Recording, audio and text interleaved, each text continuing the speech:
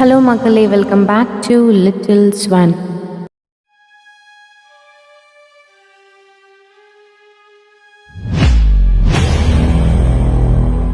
தப்பு செஞ்ச அத்தனை பேருக்கும் இந்த காளியோட பேரை சொன்னாலே கொலை நடுங்கும். வாங்கின காசை இல்லைன்னு சொல்லிட்டல, மடப்புறம் போகிறேன், மற்றதை அவ பார்த்துப்பான்னு சொன்னால் போதும். காசு வாங்கினவ வீடு தேடி கொண்டு வந்து கொடுத்துடுவான். ஆட்சி அதிகாரத்துக்கு பயப்படாதவன் கூட இந்த மடப்புறத்து மாகாளி பேரை கேட்டால் நடுங்குவான். ஆமாம், தெற்கத்தி சீமைக்கே இவள்தான் காவல்காரி, நீதிபதி என்று சொல்லி சிலிர்க்கிறார்கள் இவள் பக்தர்கள். என்னுடைய சொந்த அனுபவத்தில் என் பெரியம்மா இக்கோவிலை பற்றி சிறு வயதில் கூறியிருக்கிறார்கள். அப்பொழுது அவர்கள் கூறியது, உன்னுடைய எந்த பொருள் தொலைந்து போனாலும் நீ கண்ணை மூடி மடப்புறத்து காளியே, என்னுடைய தொலைந்து போன பொருள் கிடைக்க வேண்டும் என்று வேண்டிக்கொள், உன் தொலைந்த பொருள் கிடைக்கும் என்றார்கள். நான் அன்றிலிருந்தே என்னுடைய எந்த சின்ன பொருள் தொலைந்தாலும் காவல் தெய்வமான காளியை கண்மூடி வேண்ட என் பொருள் கிடைக்கும். நான் சமீபத்திய காலத்திலேயே அக்கோவிலுக்கு சென்றேன். ஆனால் அதன் முன்பே சிறுபிள்ளையாக இருந்த போதே என் வேண்டுதலை நிறைவேற்றிய இஷ்ட தேவதை அவள். இந்த வீடியோ பதிவில் நாம் காண இருப்பது மிகப்பெரிய காவல் தெய்வம் மாபெரும் பத்ரகாளி, வேண்டிய வரத்தை கேட்டவுடன் மறுக்காமல் தரக்கூடிய அன்பு நீதி தேவதையாகிய மடப்புற காளியின் வரலாறு. சிவகங்கை மாவட்டம் திருப்புவனத்திற்கு அருகில் இருக்கிறது மடப்புறம். இங்கு வளைந்தோடும் வைகையின் விளிம்பில் ஆக்ரோஷ அவதாரமாக நிற்கிறாள் பத்ரகாளி. ஒரு பிரளய காலத்தில் மதுரை மாநகரை வெள்ளம் சூழ்ந்துவிட்டது. தண்ணீர் கரை புரண்டு ஓடியது. வைகை எப்பொழுதும் இருப்பதை விட மிகுந்த சீற்றத்துடன் காணப்பட்டது. எங்கு பார்த்தாலும் மக்களின் அழுகுரலும் ஓலமுமாக இருந்தன. மக்கள் செய்வதறியாது தவித்தனர். அப்போது மதுரையை மீனாட்சி ஆண்டு வந்தார். அவளால் இக்காட்சியை காண இயலவில்லை. அப்போது தவம் கொண்டிருந்த சிவபெருமானை கூப்பிட, சிவபெருமான் காரணம் என்ன என கேட்க, ஐயனே, என்ன சோதனை இது? மதுரை முழுவதும் வெள்ளம் கரை புரண்டு ஓடுகிறது. மக்கள் கஷ்டப்படுவதை என்னால் பார்க்க இயலவில்லை. நாம் இதை தடுத்து நிறுத்த ஏதாவது உடனடியாக செய்ய வேண்டும். மக்களை காக்க வேண்டும். மதுரையை திரும்ப பழைய நிலைக்கு கொண்டு வர வேண்டும். எனக்கு நீங்கள் மதுரையின் எல்லையை காட்ட வேண்டும் என்று கேட்கிறாள். உடனே சிவபெருமான் தனது கழுத்தில் இருந்த ஆதிசேஷனை எடுத்து கீழே போட, ஆதிசேஷன் தனது உடலால் மதுரையை வளைத்து நின்றார். பார்க்கவே பயங்கரமாக இருக்க, மேற்கே திருவீடகமும் தெற்கே திருப்பரங்குன்றமும் வடக்கே திருமாலிருஞ்சோலையையும் காட்டிய சிவபெருமான் கிழக்கிலே ஆதிசேஷனுடைய படத்தையும் வாளையும் சேர்த்து எல்லையை காட்டினார். பாம்பின் படமும் வால் பகுதியும் சேர்ந்து படப்புறம் என்று கூறப்பட்டது. இதுவே இந்த இடத்திற்கு படப்புறம் என்ற பெயர் வருவதற்கு காரணமானது. அதுவே காலப்போக்கில் மருவி மடப்புறமானது. ஈசன் தனது கைகளால் ஆதிசேஷனை இறுக்கி கட்ட, ஆதிசேஷன் வாயிலிருந்து விஷம் வெளிவந்தது. மக்களை காப்பாற்றும் பொருட்டு ஆதிசேஷனின் வாயிலிருந்து வந்த விஷத்தை அம்பாலான பார்வதி தேவி உண்டு ஆங்கார ரூபிணியாக காளியாக எழுந்தருளினார். அவள்தான் மடப்புறத்து காளி. ஒருமுறை பார்வதியை அழைத்து கொண்டு வேட்டைக்கு கிளம்பிய சிவபெருமான் மடப்புறம் பகுதிக்கு வந்தார். அவர் பார்வதி தேவியை அந்த இடத்திற்கு காவல் தெய்வமாக இருக்க வேண்டும் என்று முடிவு செய்கிறார். அதற்கு அவர் பார்வதியிடம், காடு மிக பறந்து கிடக்கிறது, இதற்கு மேல் உன்னால் வர முடியாது தேவி, அதனால் நீ இங்கேயே இரு, நான் மட்டும் வேட்டையாடி விட்டு வருகிறேன் என்று பார்வதியிடம் சொன்னாராம். இந்த அடர்ந்த காட்டு பகுதியில் நான் மட்டும் தனியே இருப்பது எப்படி என்று பார்வதி தேவி கேள்வி எழுப்ப, ஐயனாரை அழைத்து, நீ பார்வதி தேவிக்கு துணையாக இருக்க வேண்டும் என்று சொல்லி பார்வதிக்கு துணையாக வைத்துவிட்டு போனார் சிவபெருமான்.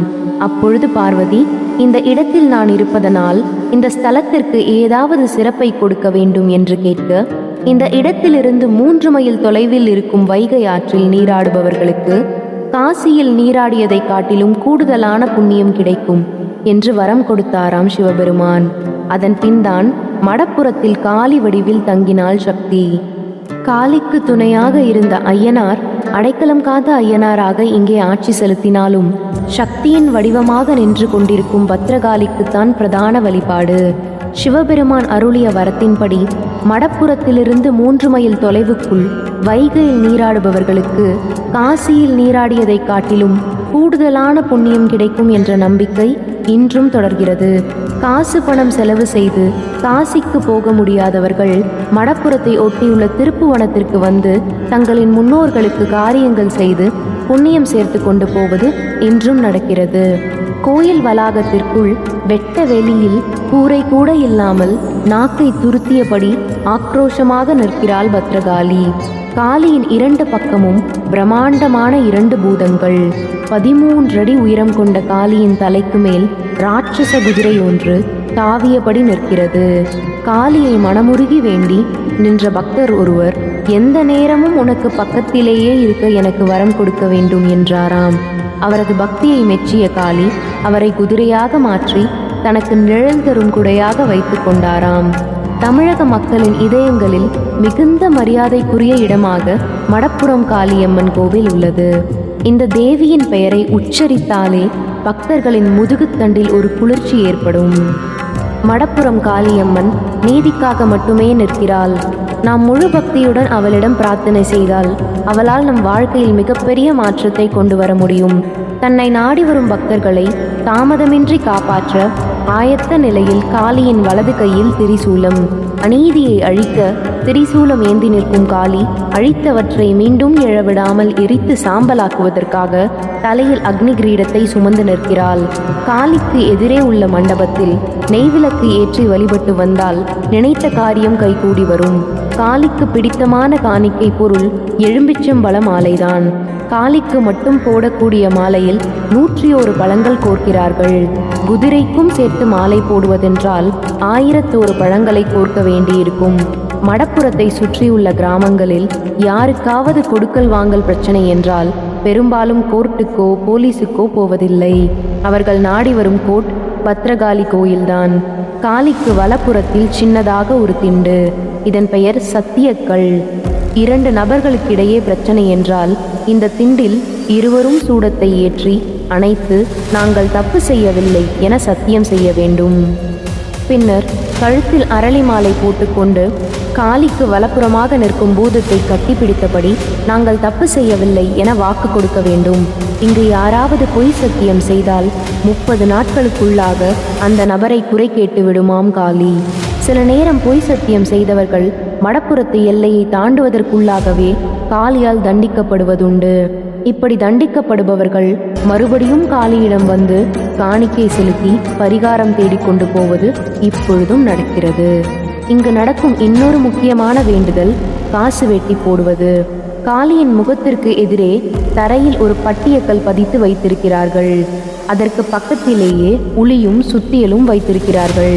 அநியாயம் பண்ணுபவர்களை தட்டி கேட்க திராணி இல்லாதவர்கள் ஈரத்துணியுடன் இங்கு வந்து காளிக்கு எதிரே உட்கார்ந்து காசை வெட்டி போட்டு அவர்களை எதிர்த்து கேட்க எனக்கு சக்தி இல்லை, நீதான் எனக்கு நீதி கேட்க வேண்டும் என்று கண்ணீரும் கம்பளையுமாக முறையிடுகிறார்கள்.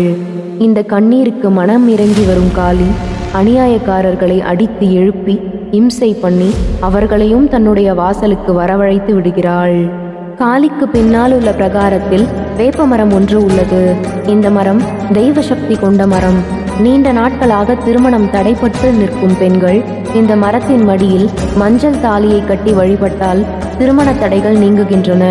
குழந்தை பாக்கியம் இல்லாதவர்கள் தங்களின் முந்தானையை கிழித்து வேப்பமர கிளையில் தொட்டில் கட்டிவிட்டால் தாமதிக்காமல் அவர்களது வீட்டில் கூவா கூவா சத்தம் கேட்கிறது. வேப்ப மரத்தில் கட்டப்பட்டுள்ள தாலி மற்றும் தொட்டில்களின் எண்ணிக்கை இதையெல்லாம் பறைசாற்றுகின்றன. இதுவே பிரசித்தி பெற்ற காவல் தெய்வம் நீதி தேவதையாகிய மடப்புறம் காளியின் வரலாறு.